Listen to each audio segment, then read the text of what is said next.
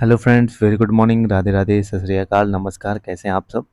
आशा करता हूँ आप सभी काफ़ी अच्छे होंगे और मैं शिशिर रोज़ की तरह स्वागत करता हूँ आपके अपने यूट्यूब चैनल शिशिर की पाठशाला में। जैसा कि आप सभी को पता है कि we all are preparing for our upcoming exams BPSC TRE 2.0, जिनका भी सब्जेक्ट है एसएसटी, वो ज़रूर इस चैनल को सब्सक्राइब कर लें। और साइंस जिनका है वो साइंस वाला पार्ट, वो ज़रूर इस चैनल को सब्सक्राइब कर लें। और पीआरटी 1 to 5 जो भी प्रिपरेशन करना चाहते हैं, इस चैनल को ज़रूर सब्सक्राइब कर लें। कल से क्लासेस उसकी स्टार्ट हो जाएंगी। तो बिल्कुल ऑथेंटिक कंटेंट और एकदम अच्छे से करा रहा हूँ मैं पूरा, बहुत कम समय में सारे कंटेंट करा दूंगा आपके। और आप लोग ऐसे ही ज़्यादा से ज़्यादा प्यार दीजिए और ज़्यादा से ज़्यादा चैनल को शेयर करिए, सब्सक्राइब करिए। मुझे मोटिवेशन मिलेगा और मैं और ही जल्दी चैप्टर एक दिन में 10-10 वीडियो अपलोड करूँगा। वो टोटली डिपेंड करेगा कि आप लोग कितना जल्दी चाहते हैं, ठीक है? क्योंकि मुझे भी थोड़ा सा मोटिवेशन चाहिए जो आपकी वजह से आता है। तो दूसरा चैप्टर है क्लास 6 की, हम लोगों ने पूरी कंप्लीट कर ली है।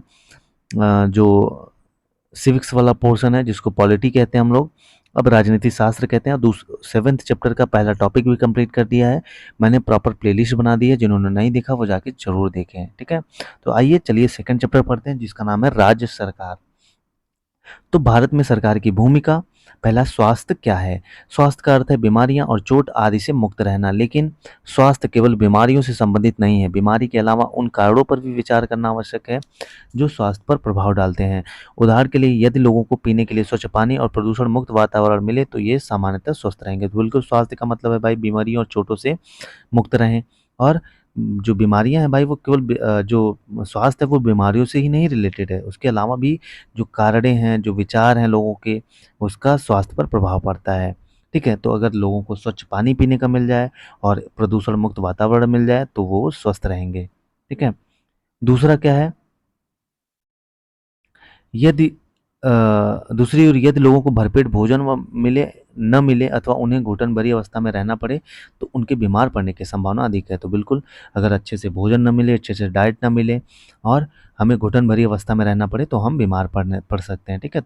सुस्त और अकर्मण्य रहना, चिंताग्रस्त होना और लंबे समय तक डरे सहमे रहना स्वास्थ्य जीवन के लक्षण नहीं है। सभी को तनाव मुक्त और प्रसन्न रहना चाहिए। जीवन के ये सभी पहलू स्वास्थ्य के हिस्से हैं। तो बिल्कुल हमें सुस्त नहीं रहना चाहिए, ना कि चिंताग्रस्त, डिप्रेशन में नहीं होना चाहिए।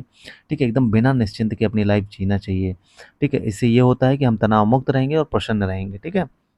तो इससे भी स्वस्थ रहेंगे। तो आइए, संपूर्ण विश्व में भारत में सर्वाधिक चिकित्सा महाविद्यालय हैं और यहाँ सबसे अधिक डॉक्टर तैयार किए जाते हैं। लगभग हर वर्ष 15,000 नए डॉक्टर योग्यता प्राप्त करते हैं। तो भाई पूरे विश्व में भारत में सबसे अधिक जो मेडिकल कॉलेजेस हैं और यहाँ सबसे अधिक डॉक्टर भी हैं। ठीक है? तो हर वर्ष 15,000 नए डॉक्टर एलिजिबिलिटी प्राप्त करते हैं। पिछले वर्षों में स्वास्थ्य सेवाओं की सुविधा में काफ़ी वृद्धि हुई है। सन 1950 में भारत में केवल 2,717 अस्पताल थे। तो 1900 किसमें 1950 में केवल कितने थे? 2,717 अस्पताल थे। लेकिन 1991 में टोटल कितने हो गए? 11,174। ठीक है? और 2000 में कितने हो गए? 18,218 हो गए। आइए आगे पढ़ते हैं। भारत में विदेशों से बहुत बड़ी संख्या में इलाज कराने हेतु चिकित्सा पर्यटक आते हैं। वे उपचार के लिए भारत के कुछ ऐसे अस्पतालों में आते हैं जिनकी तुलना संसार के सर्वश्रेष्ठ अस्पतालों से की जा सकती है। बिल्कुल, कुछ लोग विदेशी लोग हैं, वो अपने इंडिया में आते हैं इलाज कराने। तो जो ऐसे हॉस्पिटल हैं कुछ जो वर्ल्ड में बेस्ट हैं। ठीक है? भारत विश्व का दवाइयाँ निर्मित करने वाला तीसरा सबसे बड़ा देश है। तो भारत विश्व में कहें तो दवाइयों का जो निर्माण, जो प्रोडक्शन है, विश्व में भारत तीसरा सबसे बड़ा देश है और यहाँ से भारी मात्रा में दवाइयों का निर्यात होता है, इम्पोर्ट करता है। ठीक है? आगे चलते हैं। भारत के अधिकांश डॉक्टर शहरी क्षेत्रों में बसते हैं। ग्रामवासियों को डॉक्टर तक पहुंचने के लिए लंबी दूरी तय करनी पड़ती है। ग्रामीण क्षेत्रों में जनसंख्या के मुकाबले डॉक्टरों की संख्या काफ़ी कम है। तो भारत में अधिकांश जो डॉक्टर होते हैं वो शहरों में होते हैं, गाँव में बहुत कम होते हैं क्योंकि वहाँ पे सुविधाएं उतनी नहीं उपलब्ध होती हैं। वहीं क्षेत्रों में जनसंख्या के मुकाबले डॉक्टरों की संख्या शहरों में ज़्यादा है। भारत में करीब 5 लाख लोग प्रतिवर्ष तपेदिक टीबी से मर जाते हैं। तो भारत में कितने? लगभग 5 लाख लोग टीबी से मर जाते हैं। स्वतंत्रता प्राप्ति से अब तक इस संख्या में कोई परिवर्तन नहीं हुआ है। हर वर्ष मलेरिया के लगभग 20 लाख मामलों की रिपोर्ट प्राप्त होती है। यह संख्या कम नहीं हो रही है। तो हर वर्ष कितने? मलेरिया के लगभग 20 लाख मामले आते हैं। ठीक है? अब आगे चलते हैं। हम सभी को पीने का स्वच्छ जल उपलब्ध नहीं करा पा रहे हैं। संचारी बीमारियां पानी के द्वारा एक से दूसरे को लगती हैं। इन बीमारियों में से 21% जलजनित होती हैं, जैसे हैजा, पेट के कीड़े और हेपेटाइटिस। तो हैजा, पेट के कीड़े और हेपेटाइटिस किससे होते हैं? जल जो प्रदूषित जल होते हैं उसके द्वारा होते हैं, ठीक है? तो स्वच्छ जल नहीं मिल पाता है जिसकी वजह से ऐसे रोग होते हैं। भारत के समस्त बच्चों में से आधों को खाने के लिए पर्याप्त भोजन नहीं मिलता और वे अल्प पोषण के शिकार रहते हैं। तो बिल्कुल भाई, बहुत सारे गरीब बच्चे ऐसे स्टूडेंट्स हैं या ऐसे गरीब लोग हैं जिनको अच्छे से भोजन नहीं मिल पाता, डाइट मिल पाता और वो अल्प पोषण के शिकार हो जाते हैं। आगे चलते हैं, सार्वजनिक और निजी स्वास्थ्य सेवाएँ क्या हैं इसके बारे में पढ़ते हैं। हम स्वास्थ्य सेवाओं को 2 भागों में बाँट सकते हैं। ठीक है, 2 वर्गों में बाँट सकते हैं। पहला है सार्वजनिक स्वास्थ्य सेवाएँ, दूसरा है निजी स्वास्थ्य सेवाएँ। तो आइए सार्वजनिक स्वास्थ्य सेवाएँ के बारे में पढ़ते हैं। तो सार्वजनिक स्वास्थ्य सेवा स्वास्थ्य केंद्रों व अस्पतालों की एक श्रृंखला है। किसकी है? जो सार्वजनिक है स्वास्थ्य केंद्र और अस्पतालों की एक सीरीज़ है जो सरकार द्वारा चलाई जाती है। तो ये किसके द्वारा चलाई जाती है? सरकार द्वारा जो पब्लिक होती है, ठीक है?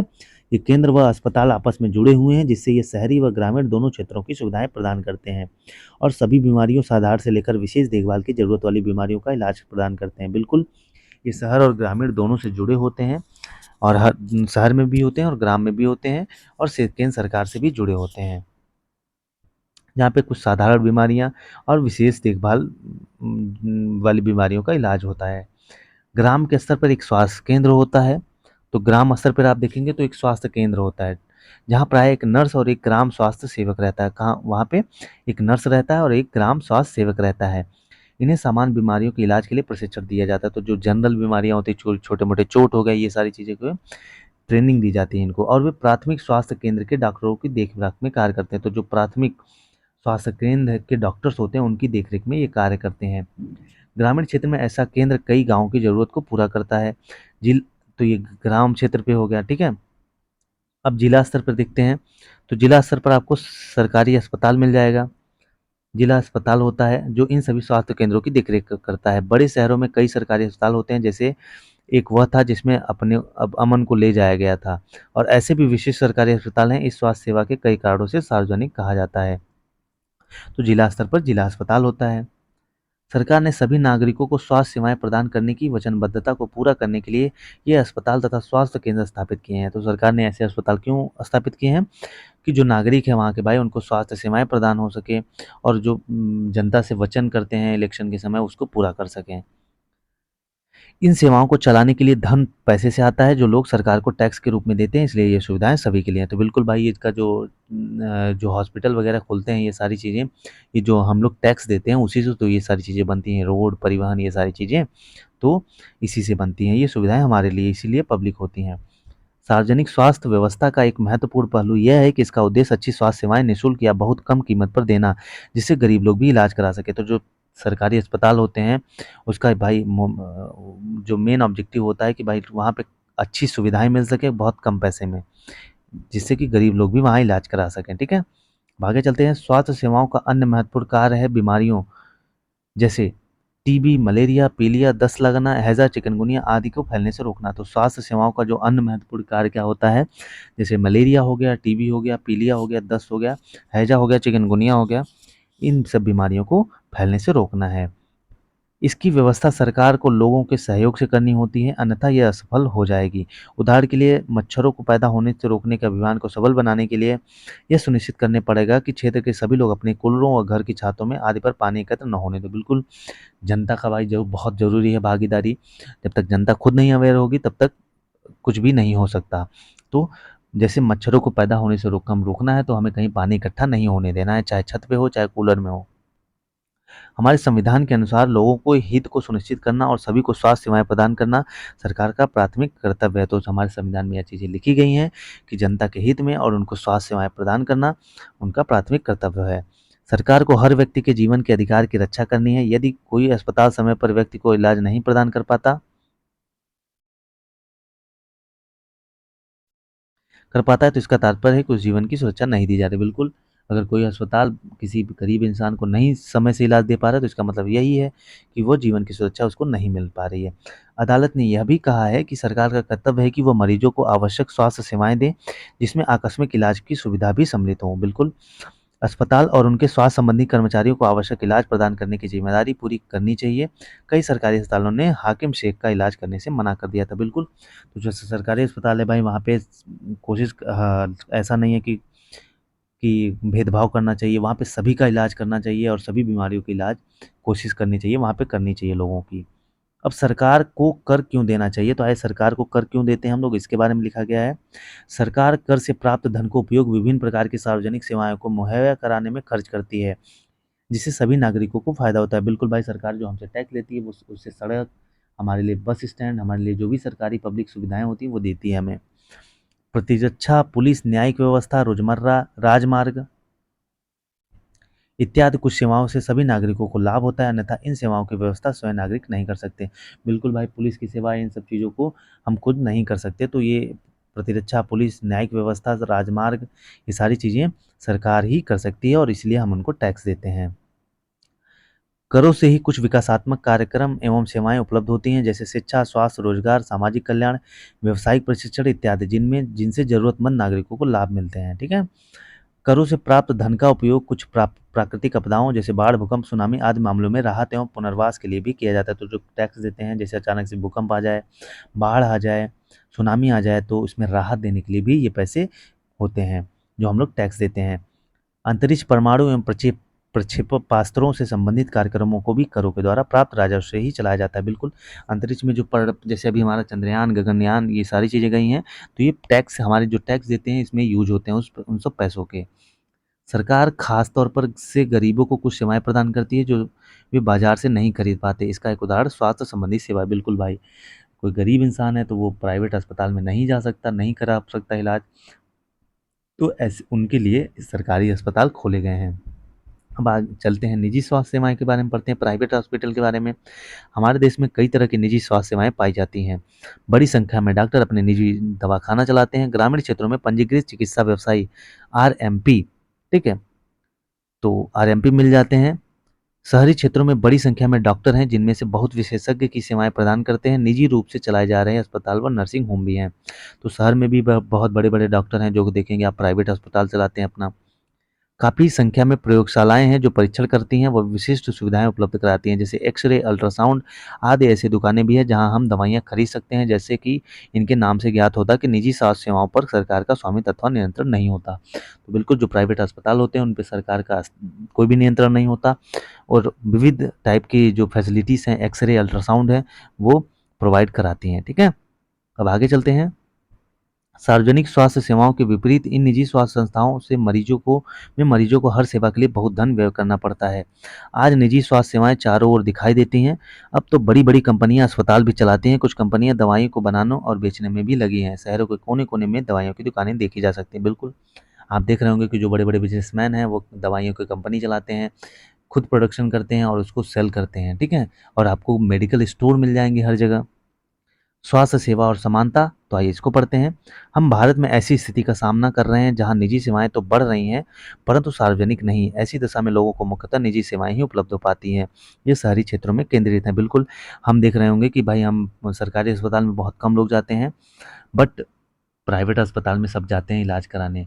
ऐसा क्यों होता है? ऐसा इसलिए होता है कि जो सरकारी अस्पताल में वो सभी प्रकार की सुविधाएं नहीं मिल पाती हैं।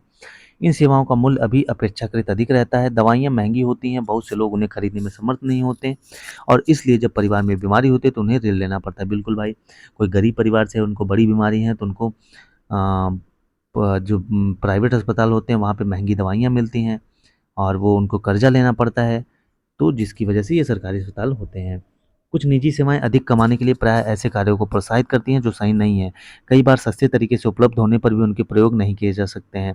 उदाहरण के लिए प्राय देखा जाता है कि कुछ चिकित्सक ज़रूरत से ज़्यादा दवाइयाँ, इंजेक्शन या सलाइन आदि की सलाह देते हैं, जबकि साधारण इलाज भी पर्याप्त हो सकता है। तो बिल्कुल भाई, प्राइवेट में देखते हैं, आप लोग देखेंगे कभी-कभी ऐसा करते हैं कि छोटी-सी बीमारी है उसको बड़ा बना के बहुत पैसे ऐंठ लेते हैं आपसे। तो ये सारी चीज़ें ऐसी होती हैं। जनसंख्या के 20% लोग ही बीमारी के दौरान आवश्यक दवाइयों को खरीदने में सक्षम होते हैं। वे लोग भी जिन्हें हम गरीब नहीं समझते, दवा संबंधी खर्चों को उठाने में कठिनाइयों का अनुभव करते हैं। बिल्कुल, जो 20% लोग भी हैं, वो बीमारी के दौरान आवश्यक दवाइयों को खरीदने में सक्षम होते हैं, ठीक है? बाकी नहीं खरीद पाते हैं लोग।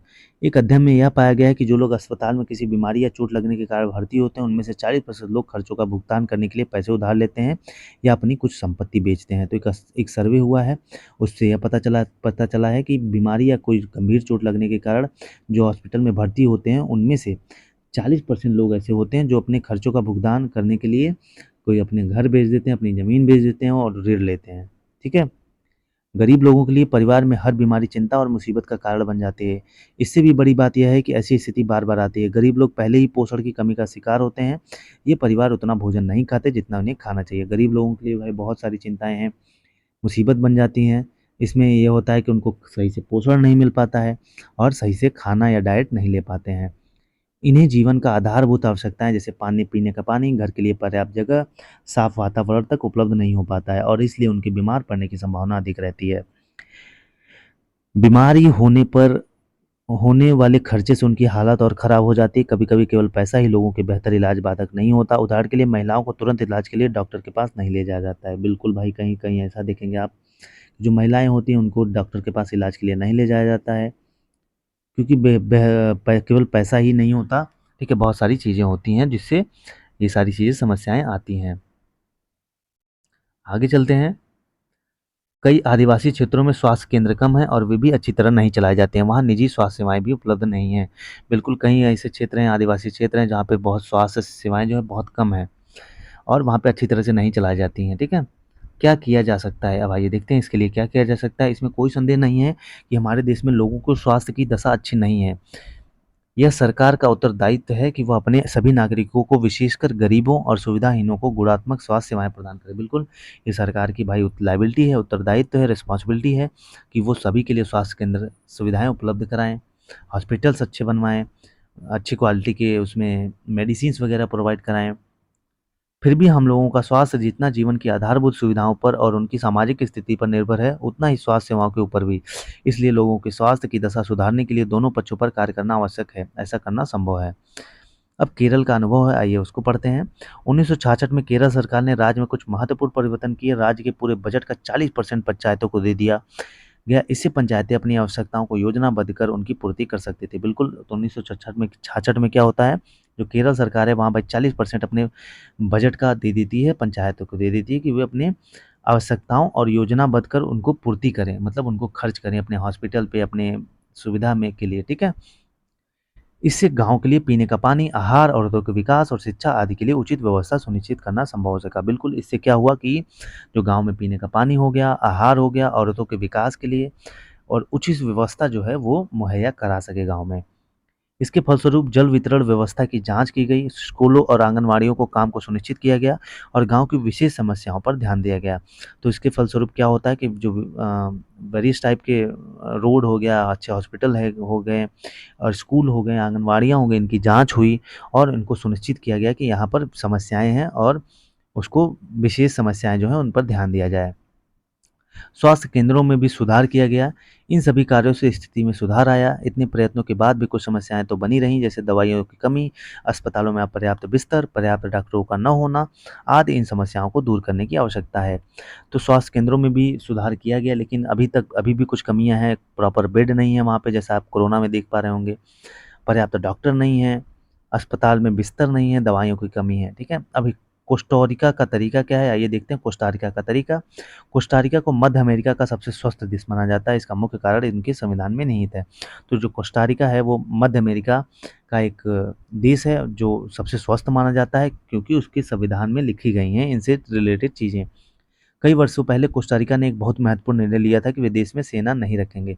तो कोस्टारिका क्या है कि कई साल पहले एक निर्णय लेता है कि वो देश में सेना को नहीं रखेंगे।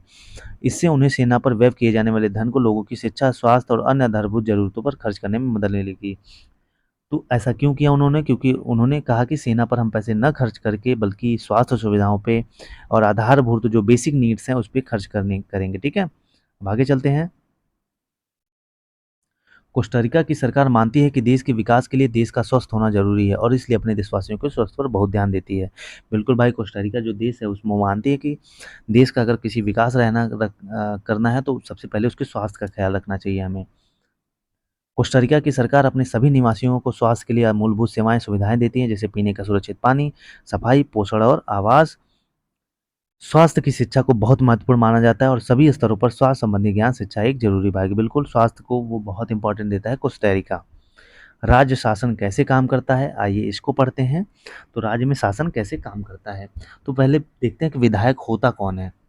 विधानसभा के सदस्य को विधायक बोलते हैं, तो जो मेंबर ऑफ लेजिस्लेटिव असेंबली होता है उसको विधायक बोलते हैं, ठीक है। MLA member of legislative assembly को संक्षिप्त रूप में एमएलए का चुनाव जनता द्वारा किया जाता है। तो एमएलए का चुनाव कैसे होता है, जनता के द्वारा किया जाता है।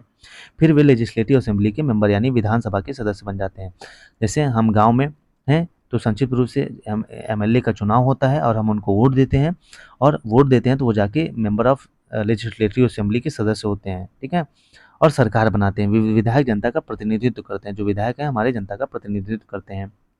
भारत के हर राज्य में एक विधानसभा है, तो हर भारत के जो हर राज्य में एक विधानसभा है। हर राज्य नए निर्वाचन क्षेत्रों में बटा हुआ है, तो हर राज्य एक निर्वाचन क्षेत्रों में बटा हुआ है। हर निर्वाचन क्षेत्र से जनता का प्रतिनिधित्व चुनती है, जो विधानसभा का सदस्य यानी विधायक बन जाता है। तो हर निर्वाचन क्षेत्र से जनता अपना विधायक चुनती है, जो विधायक बन जाता है, ठीक है। चुनाव में लोग अलग-अलग पार्टियों के नाम से खड़े होते हैं। बिल्कुल, चुनाव में आपने देखा होगा कि लोग अलग-अलग पार्टियों के नाम से खड़े होते हैं, इसलिए विधायक अलग-अलग राजनीतिक दलों के होते हैं। तो जो विधायक हैं वो अलग-अलग राजनीतिक दल के होते हैं, क्योंकि सभी पार्टियाँ खड़ी होती हैं चुनाव में। जिस राजनीतिक दल के विधायक आधे से अधिक निर्वाचन क्षेत्रों में जीत जाते हैं, राज्य में उस दल को बहुमत माना जाता है। बिल्कुल, जैसे मान लीजिए भाजपा है, भाजपा के विधायक उस क्षेत्र में या उस निर्वाचन क्षेत्र में आधे से अधिक जीत लिए, सीट जीत जाते हैं, तो उस राज्य में क्या माना जाता है, उसका बहुमत माना जाता है, ठीक है। बहुमत प्राप्त करने वाले राजनीतिक दल को सत्ता पक्ष और अन्य सभी को विरोधी पक्ष वाला कहा जाता है। बिल्कुल, जिसके पास बहुमत प्राप्त होता है, जैसे आधा से ज़्यादा सीटें भाजपा ने जीत ली, तो इनका बहुमत रहेगा। और राजनीतिक दल जिनके पास बहुमत होगा उनके उनको क्या कहेंगे, उनको सत्ता पक्ष कहेंगे, और जिनके पास नहीं रहेगा उनको विरोधी पक्ष कह जाते हैं। उदाहरण के लिए हिमाचल प्रदेश की विधानसभा में विधायकों के 68 निर्वाचन क्षेत्र हैं। तो हिमाचल प्रदेश में कितने विधायकों के 68 निर्वाचन क्षेत्र हैं। विभिन्न राजनीतिक दलों के उम्मीदवारों ने 2017 का विधानसभा चुनाव जीता और वे विधायक बन गए। विधानसभा में कुल विधायकों की संख्या 68 है, इसलिए बहुमत प्राप्त करने के लिए किसी भी राजनीतिक दल को 34 से अधिक विधायकों की आवश्यकता होगी। बिल्कुल, एक एग्जाम्पल के तौर पे देखिए कि मान लीजिए यहाँ पे उदाहरण लिया गया है हिमाचल प्रदेश का, वहाँ पे 68 सीटें हैं, तो अगर किसी भी पार्टी को बहुमत चाहिए तो वहाँ पे 34 से ज़्यादा, उसका आधे से ज़्यादा सीट जीतना बहुत ज़रूरी है, तभी वहाँ पे बहुमत होगी, ठीक है। भारतीय जनता पार्टी के 44 विधायक होने के कारण उन्हें बहुमत मिल गया। तो भारतीय जनता पार्टी के 44 विधायक वहाँ हो गए, और जिसके कारण उन्हें बहुमत मिल गया, और वे सत्ताधारी दल के सदस्य बन गए। तो वो किसके बन गए, सत्ताधारी दल के सदस्य बन गए। अन्य सभी जो विधायक विरोधी दल के थे वो सदस्य बन गए। इस उदाहरण में इंडियन नेशनल कांग्रेस मुख्य विरोधी दल बनी, क्योंकि भारतीय जनता पार्टी के बाद सर्वाधिक विधायक उसी के थे, ठीक है, हिमाचल प्रदेश में। तो विरोधी पक्ष में कुछ अन्य पार्टियां भी थी और कुछ निर्दलीय उम्मीदवार भी थे, जो चुनाव जीत कर आए थे। चुनाव के बाद सत्ताधारी दल के विधायक अपने नेता का चुनाव करते हैं, जो मुख्यमंत्री बनता है। बिल्कुल, जैसे वे विधायक बनते हैं तो विधायक क्या करते हैं, वो नेता चुनते हैं, अपने लीडर चुनते हैं, और वो जो लीडर होता है वो मुख्यमंत्री बनता है। अब आगे चलते हैं। भारतीय जनता पार्टी के विधायकों ने अपना नेता चुना और वे मुख्यमंत्री बना दिए गए। इसके बाद मुख्यमंत्री मंत्रियों का चयन करता है, और चुनाव के बाद राज्य का राज्यपाल मुख्यमंत्री और अन्य मंत्रियों की नियुक्ति करता है। तो होता क्या है कि भारतीय जनता पार्टी के जो विधायक चुने गए थे, जो जीते थे, उन्होंने क्या किया कि अपना नेता चुना जो मुख्यमंत्री बना, और जो मुख्यमंत्री बना उसके बाद मुख्यमंत्री क्या करता है, वो मंत्रियों का चयन करता है, ठीक है। चुनाव के बाद राज्य का राज्यपाल मुख्यमंत्री और अन्य मंत्रियों की नियुक्ति करता है। तो जैसे ही चुनाव होता है उसके बाद क्या करता है, जो राज्यपाल होता है वो मुख्यमंत्री और जो अन्य मंत्री होते हैं उनका नियुक्ति करता है। मुख्यमंत्री तथा अन्य मंत्रियों का यह दायित्व है कि वे शासन के विभिन्न विभागों या मंत्रालयों को चलाएं। उनके अलग-अलग कार्यालय होते हैं। बिल्कुल, जो मुख्यमंत्री या अन्य मंत्री होते हैं उनका रिस्पॉन्सिबिलिटी होती है, उनके अलग-अलग विभाग होते हैं, और वे अपने-अपने अलग-अलग मंत्रालय को चलाते हैं, उसको रूल करते हैं, ठीक है, गवर्न करते हैं। विधानसभा ऐसा स्थान होता है जहां सभी विधायक, चाहे वे सत्ताधारी दल के हों अथवा विरोधी दल के, विभिन्न विषयों पर चर्चा करने के लिए एकत्रित होते हैं। इस तरह कुछ विधायकों की दोहरी जिम्मेदारी हो जाती है, एक विधायक के रूप में और दूसरे मंत्री के रूप में। तो विधानसभा भाई एक ऐसा स्थान होता है जहाँ पे सभी विधायक, वो चाहे सत्ताधारी दल के हों, मतलब बहुमत वाले हों, चाहे विपक्षी हों, सब लोग इकट्ठा होते हैं और विभिन्न विषय पर चर्चा करते हैं। तो इसीलिए क्या होता है कि कुछ विधायक जो होते हैं, उनके पास दोहरी रिस्पॉन्सिबिलिटी 2 प्रकार की रिस्पॉन्सिबिलिटी हो जाती है। एक विधायक के रूप में हो जाती है और एक दूसरे मंत्री के रूप में भी हो जाती है। अब शासन की कार्यप्रणाली क्या है, आइए इसको देखते हैं। केवल विधानसभा में ही सरकार के काम के बारे में टीका-टिप्पणी और सरकार से कार्रवाई करने की माँग नहीं की जाती। लोकतंत्र में अनेक माध्यमों द्वारा लोग अपने विचार व्यक्त करते हैं और कार्रवाई करते हैं। मुख्यमंत्री और मंत्रियों की समस्याओं पर कार्रवाई करनी होती है।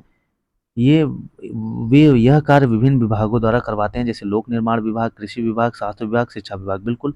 तो मुख्यमंत्री और जो विभिन्न विभिन्न क्या होते हैं, विभाग होते हैं, उसके मंत्री होते हैं, जैसे कृषि विभाग के मंत्री हो गए, स्वास्थ्य विभाग के मंत्री हो गए, लोक निर्माण विभाग के मंत्री हो गए, शिक्षा विभाग के मंत्री हो गए। तो ये अपना-अपना अलग-अलग जो विभाग है उसका काम करते हैं, उसके लीडर होते हैं और मुख्यमंत्री इनसे काम करवाते हैं। उन्हें विधानसभा में उठाए गए प्रश्नों का भी उत्तर देना होता है और प्रश्न करने वाले लोगों का आश्वस्त कराना होता है कि उचित कदम उठाए जा रहे हैं। इसके साथ-साथ समाचार पत्रों एवं अन्य माध्यमों से भी इन विषयों पर चर्चा होती है, जिसका उत्तर सरकार को देना होता है, जैसे प्रेस वार्ता आयोजित करना। बिल्कुल भाई, सरकार अगर कोई क्वेश्चन पूछ रहा है आम जनता या उसमें, तो उनको आश्वस्त करना होता है कि हाँ, हम ये काम कर रहे हैं। उनको उनके सामने बोलना पड़ता है और उचित कदम उठा रहे हैं, और प्रेस वालों के सामने भी उनको बोलना पड़ता है। सरकार सफाई और स्वास्थ्य सेवाओं के लिए नए कानून बनाने का निर्णय ले सकती है। उदाहरण के लिए वह कानून बनाकर हर निगम निगम के लिए अनिवार्य कर सकती है कि शहरी क्षेत्रों में पर्याप्त शौचालय की व्यवस्था रहे। बिल्कुल सरकार कर सकती है भाई, कि जो सरकार साफ-सफाई से, स्वास्थ्य से रिलेटेड अपना डिसीजन ले सकती है। वह कानून बना सकती है कि नगर निगम जो हैं वहाँ पे शौचालय की व्यवस्था होनी चाहिए। आप सुलभ शौचालय देख रहे होंगे हर जगह। यह भी सुनिश्चित किया जा सकता है कि हर ग्राम में एक स्वास्थ्य कर्मी की नियुक्ति हो। यह भी सुनिश्चित की जा सकती है हर एक गाँव में एक स्वास्थ्य कर्मी होना चाहिए। इस किसी विषय पर कानून बनाने का कार्य प्रत्येक राज्य की विधानसभा द्वारा किया जाता है। इसके पश्चात विभिन्न शासकीय विभाग इन कानूनों का क्रियान्वयन करते हैं। पूरे देश के लिए कानून संसद में बनाए जाते हैं। लोकतंत्र में विधायकों एमएलए के रूप में जनता अपना प्रतिनिधित्व चुनती है और इस तरह शासन मुख्यतः जनता का ही होता है। तो लोकतंत्र में जो विधायक होते हैं के रूप में वो जनता अपना प्रतिनिधि चुनती है और इस तरह से जो है वो रूल करते हैं, वो शासन करते हैं, ठीक है? और जनता का प्रतिनिधित्व करते हैं। फिर सत्ता पक्ष के सदस्य सरकार बनाते हैं और कुछ सदस्यों को मंत्री बनाया जाता है। ये मंत्री सरकार के विभिन्न विभागों के प्रभारी होते हैं। इन विभागों द्वारा जो भी कार्य किया जाता है उसे विधायिका द्वारा अनुमोदित या स्वीकृत कराया जाता है। बिल्कुल, तो क्या होता है कि सत्ता पक्ष जो जीतता है भाई, जिनके पास बहुमत होता है, वो कुछ अपने लीडर चुनते हैं, नेता चुनते हैं, जिसको मंत्री बनाते हैं। मंत्री क्या करता है, मंत्री विभिन्न विभागों के लीडर चुनता है, मंत्री बनाता है, ठीक है? और विभिन्न इसी तरह उनका काम होता है। तो माय डियर फ्रेंड्स, अब हम लोगों ने क्लास 7 का चैप्टर नंबर 2 भी कंप्लीट कर लिया। अब अगले वीडियो में हम कंप्लीट करेंगे चैप्टर नंबर 3। तो आपका मोटिवेशन, आप चैनल को जितना ज़्यादा से ज़्यादा शेयर करेंगे, सब्सक्राइब करेंगे, उतना ही मुझे मोटिवेशन मिलेगा और उतना ही जल्दी मैं पूरे टॉपिक जल्द से जल्दी करा दूँगा, ठीक है? और आपको इस पे मिलेगा क्या? आपको एससीईआरटी प्लस एनसीईआरटी की समरी, पूरी summary topic wise plus MCQs chapter wise दोनों मिलेंगे, और बीपीएससी के प्रीवियस ईयर के पेपर मिल जाएंगे आपको। और क्या चाहिए आपको? प्रीवियस ईयर के क्वेश्चन आए हैं, पूरा कंप्लीट करा दूंगा। बस आप लोग ज़्यादा से ज़्यादा इस चैनल को शेयर करें। जो बच्चे, जो स्टूडेंट, जो कैंडिडेट्स फ्री ऑफ कॉस्ट में पढ़ना चाहते हैं उन तक ये वीडियो पहुँचाएँ, क्योंकि बहुत मोटे मोटे फीस लेते हैं कोचिंग वाले और वो बस छोटा शॉर्ट में पढ़ा देते हैं और एग्ज़ाम देने जाते हैं, तो आपको क्वेश्चन वहाँ नहीं मिलता है। तो इसीलिए किताबें पढ़ना बहुत ज़रूरी है। ऑथेंटिक कंटेंट है उनको पढ़ना बहुत ज़रूरी है। तो चलिए इस वीडियो में यहीं तक, फिर मिलेंगे अगले वीडियो में एक नए टॉपिक के साथ। तब तक के लिए जय हिंद, जय भारत।